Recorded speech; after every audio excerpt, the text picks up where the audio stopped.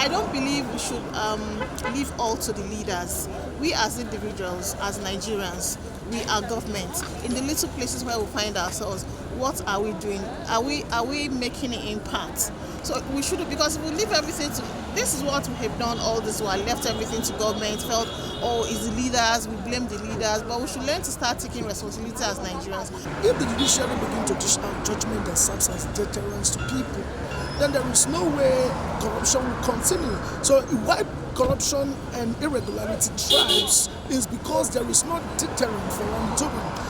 Happy Independence Day, Nigerians. Hello and welcome to Transparency Files, ICPC's weekly television program. I am your host, Hawasani Garba. On October 1st, 1960, Nigeria raised its green and white flag in celebration of independence, a day filled with hope, pride, and great expectations. Now, 65 years later, as the nation gathers once again to mark Independence Day, we must pause and reflect, how far have we truly gone in the fight against corruption? Today, we shine a light on Nigeria's journey since independence, asking tough questions and amplifying the voices of citizens who believe that true freedom is only possible when corruption no longer holds us captive. Also on the program, our youth segment and updates from our state offices. Stay with us. But first, let's join Ruth Awodi for the anti-corruption news stories.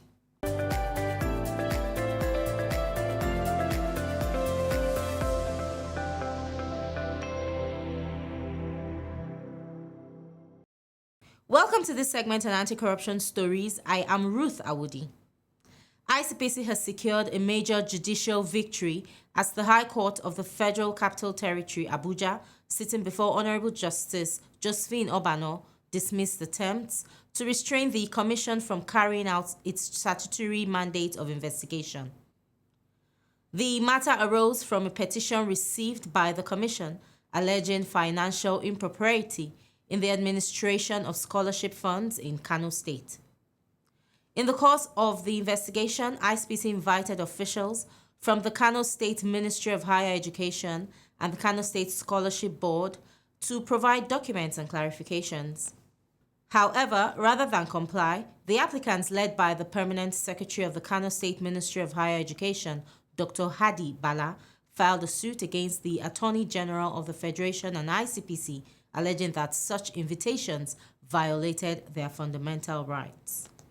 Delivering judgment on the matter, Justice Obano ruled that the officials of the Kano State Scholarship Board be properly joined as parties in the suit and that the Attorney General of the Federation be struck out as a party as his joinder was unnecessary. The judge held that an invitation letter from ICPC for an investigation purpose does not constitute a breach of fundamental rights. The court held that the applicants failed to show any violation of their rights and reaffirmed that ICPC cannot be restrained from performing its lawful duty of investigation. Consequently, the suit was dismissed for lack of merit.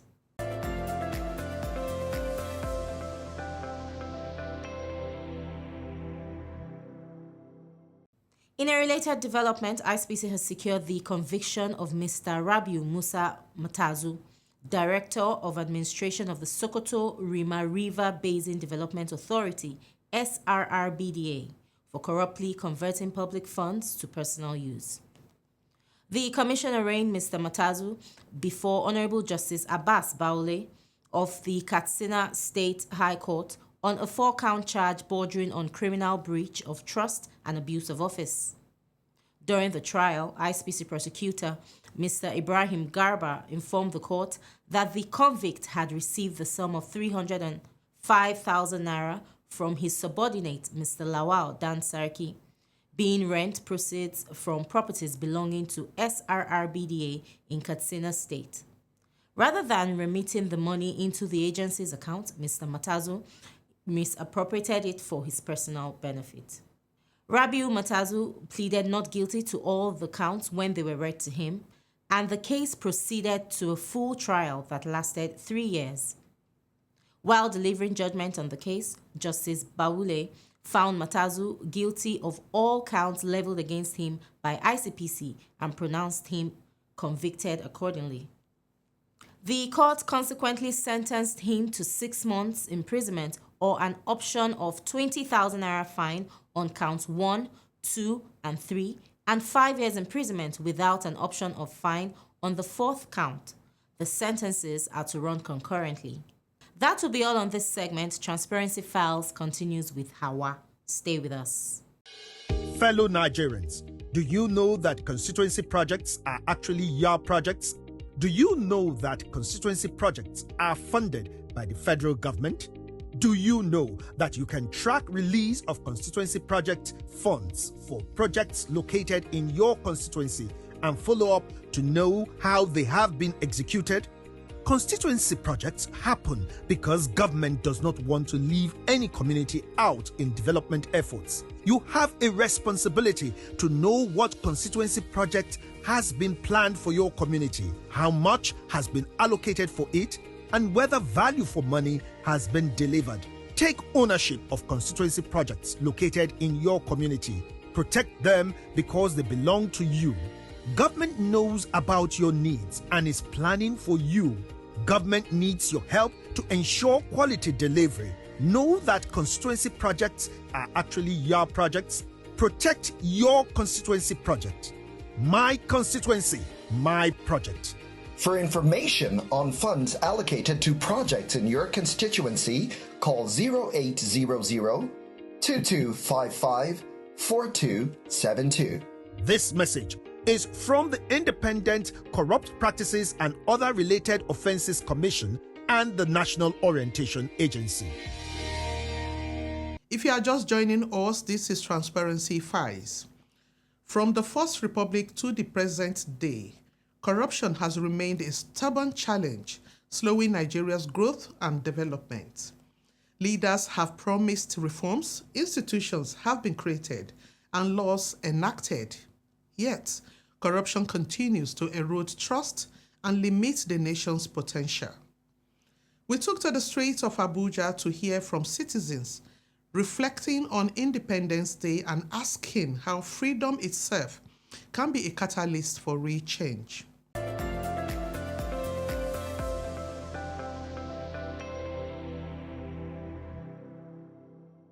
Nigeria Independence Day, I think should mean a whole lot to a whole lot of people. But for me, first and foremost, this is the time to really appreciate the spirit of our founding fathers. People like Dr. Herbert Macaulay, Dr. Nnamdi Azikiwe. These are our independent fathers. Chief Obafemi Awolowo, the Sardana of Sokoto. You know, for us, the journey wouldn't have been possible to attain independence or standing here to celebrate it in pomp and pageantry if these independent fathers did not sacrifice a whole lot to make sure that Nigeria gained her independence from the British rule. So from 1960 to date, I've seen that Nigeria has really moved forward from attaining self-rule to a global player and in democratic settings. It means that we should keep going, that as much as we're getting older by the day, I think we're getting wiser, but if things can continue to be in that also, reform, it will be very great. That as we turn older, we get wiser and things in terms of politically, in terms of economically would also be older and wiser. I think that our youth and our people have progressed. The country, not so much, but I notice that in terms of the fact that we don't have a lot of job opportunities, most people are entrepreneurs and they have been out there trying to work. So the people, yes, but the country, I would say no. So Nigeria has made appreciable development in our area, in terms of infrastructure, in terms of education, in terms of security of lives and properties, in terms of deepening the democratic process. Just as we're having today, at independence we ran a bicameral parliament, but as in Nigeria today, we run a presidential system. So there are a whole lot of things to celebrate in Nigeria. Sometimes a lot of people complain about corruption, a lot of people complain about maladministration, and then I don't even blame the executive, I don't blame the legislature that makes the law. I put the blame squarely on the shoulders of the judiciary. If the judiciary begin to dish out judgment that serves as deterrence to people, then there is no way corruption will continue. So why corruption and irregularity thrives is because there is no deterrent for wrongdoing. In Nigerian youth today does not have much confidence in the nation as used to be. A situation where even a graduate cannot even be sure of their next meal after school. We just had call to bar recently. Just imagine the number of lawyers. That's just lawyers. We've not even talked about other professions that are going to graduate this year. What is the plan of government for all these people? You see a situation where parents, after training a child in school, you still have to go and look for a job for that child. Where does that happen? Who does that? So we still have a lot to do. Even though we have a lot to do, we don't have to. I don't believe we should leave all to the leaders. We as individuals, as Nigerians, we are government. In the little places where we find ourselves, what are we doing? Are we making an impact? So far, so good. Based on my own understanding, I don't think Nigeria has lived up to what we want. But we are trusting God that maybe from now we will get a better Nigeria. But then getting a better Nigeria, I think, has to do with our leaders. So if we have the right leaders, definitely we are going to have a better Nigeria. We have certainly progressed, I must confess, because if you look at the way the country was during that time and compare it to this day, you will understand, you will agree with me that yes, Nigeria has progressed. Even though economically or socially or otherwise, there may be complaints here and there and all that, but we need to be sincere to ourselves that we were not where we used to be. So we have progressed significantly. We have progressed. Oh, to me, I think we have done much. We have tried. We have built, we see a lot of structure. I travel around, I see things that is happening, and I know we are growing. And when we talk about grow means you can fall, you can rise, and you keep moving. We have been growing. We might not be there yet, but we are going somewhere.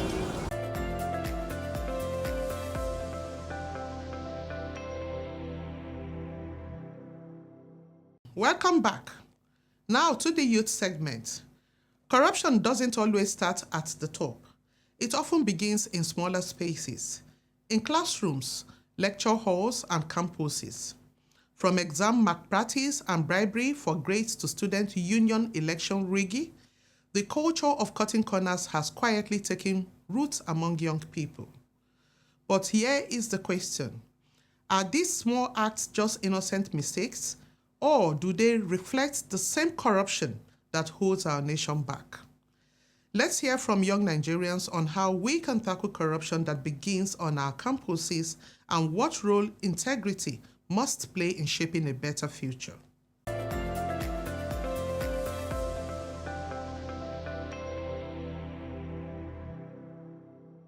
Yeah, we can tackle corruption in different ways. One is by sensitizing the students. You could create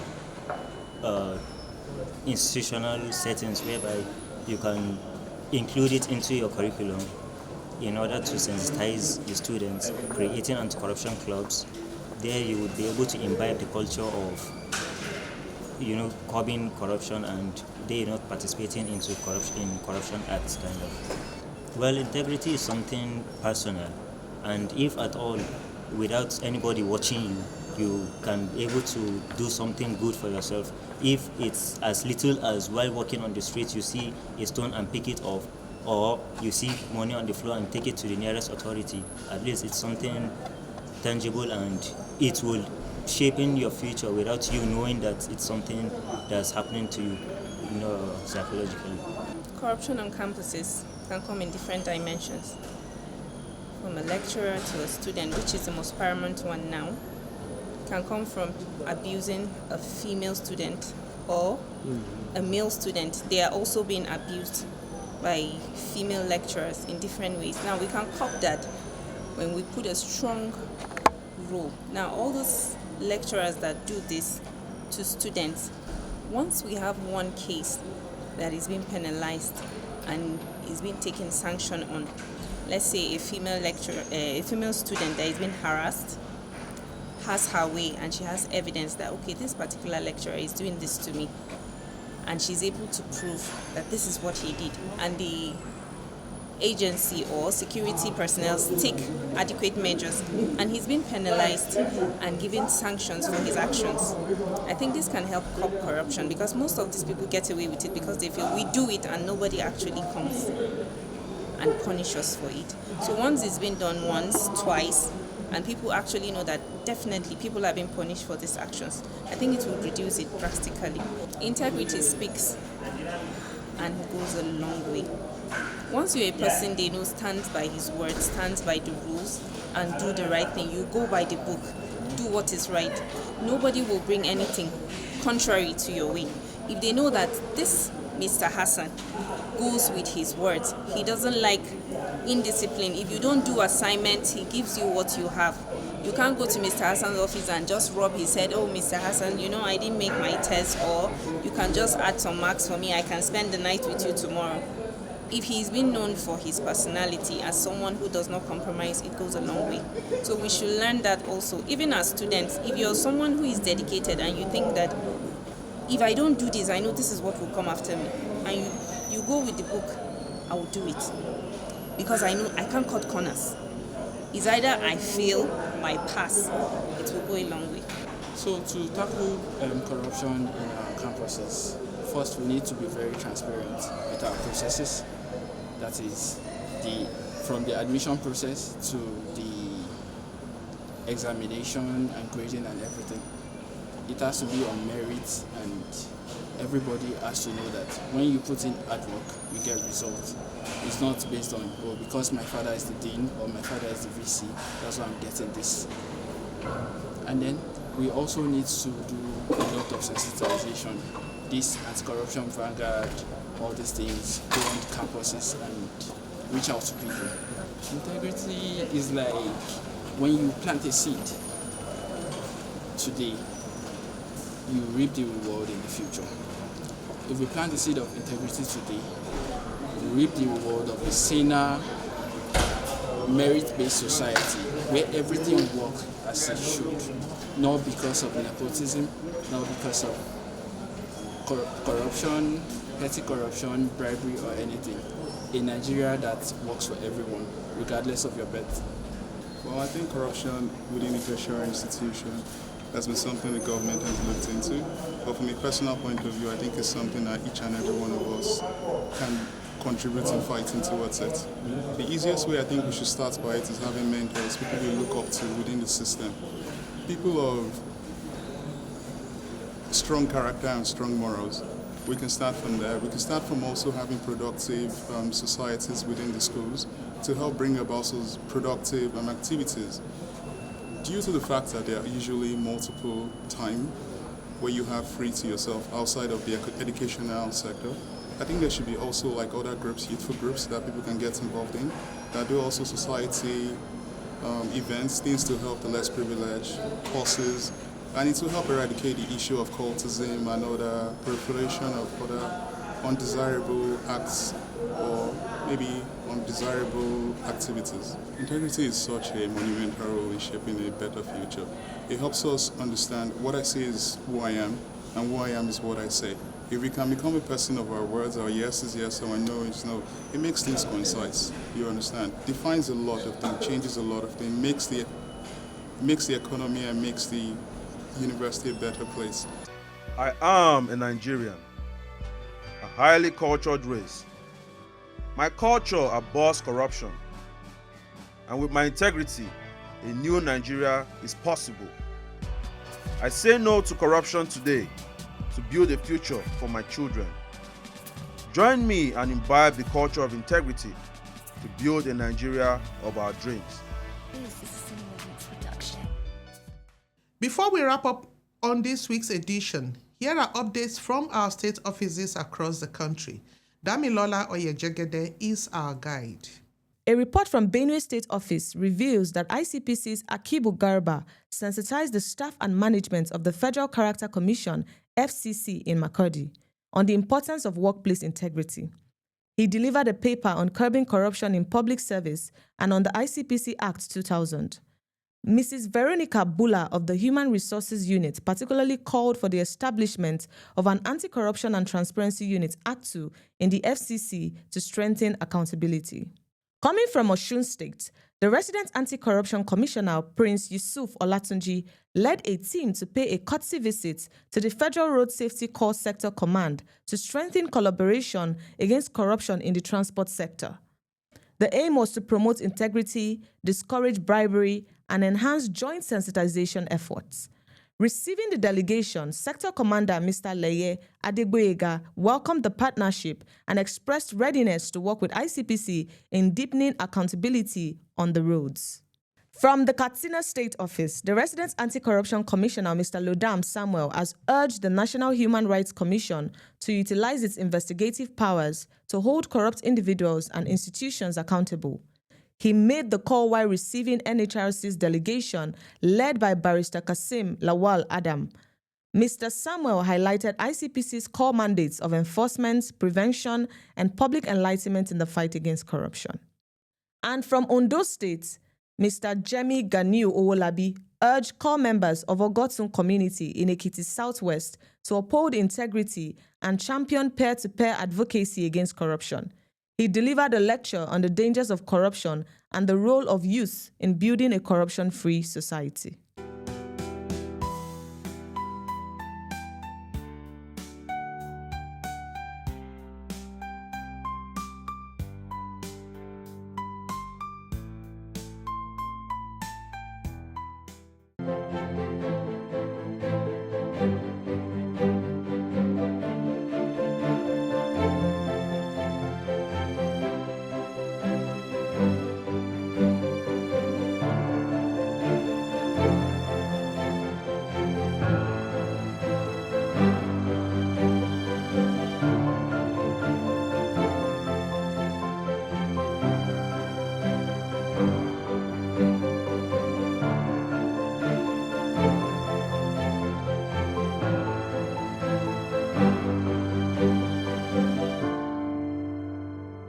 And that's it for today's edition of Transparency Files. Join us every Friday at 6:30 p.m. on the NTA network and international. Together, let's stand against corruption and build a more transparent, accountable Nigeria. Until next time, I'm Hawasani Garba saying bye for now.